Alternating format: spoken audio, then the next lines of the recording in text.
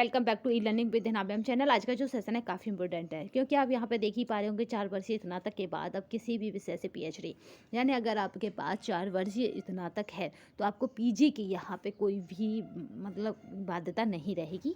तो इसी तरह से आप यूजीसी में भी डाल सकते हैं, इसी तरह से आप पीएचडी भी कर सकते हैं। हमने नेक्स्ट वीडियो में इससे पहले बता रखा है कि आप यूजीसी के लिए किसी भी तरह की ये बाध्यता नहीं है कि आपके पास इस 4 वर्षीय जो स्नातक है उसमें जो सब्जेक्ट है आप उन्हीं से यूजीसी नेट भरेंगे, ऐसा कहीं पर भी नहीं रहेगा।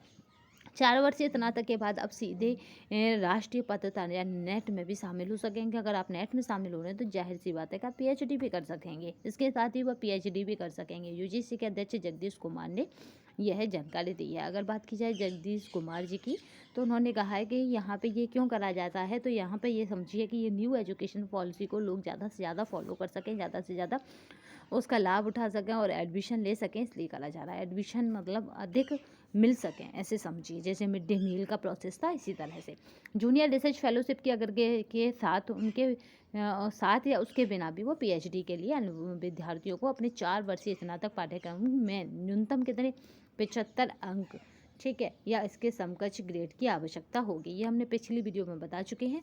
तो पहले कितना होता था, 55% होता था, ठीक है। अब कितना है, 75% चाहिए। और आप किसी भी सब्जेक्ट से यूजीसी भी कर सकते हैं, किसी भी सब्जेक्ट से आप पीएचडी भी कर सकते हैं, चाहे वो आपके पास ग्रेजुएशन है या नहीं है, ठीक है। इस तरह से समझिए। यूजीसी अध्यक्ष ने बताया है कि उम्मीदवार जिस भी विषय में पीएचडी करना चाहते हैं उसमें करने की अनुमति होगी, भले ही उनके विषय में 4 विषयों में स्नातक डिग्री प्राप्त की हो। उन्होंने कहा है कि 4 साल या 8 सेमेस्टर में स्नातक डिग्री कार्यक्रम के उत्तीर्ण होने वाले अभ्यर्थियों के पास कितना हो, तो 75% अंक या इसके समकक्ष ग्रेड होना चाहिए।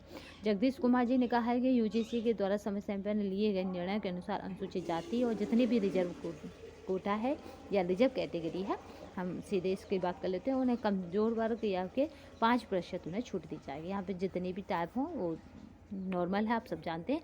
तो यहाँ पे याद रखिए जो रिजर्व कोटा है या रिजर्व कैटेगरी है उनको 5% की छूट दी जाएगी। तो ठीक है, आज के लिए बस इतना ही। नेक्स्ट सेशन में फिर मिलेंगे, तब तक के लिए धन्यवाद। वंदे मातरम, जय हिंद।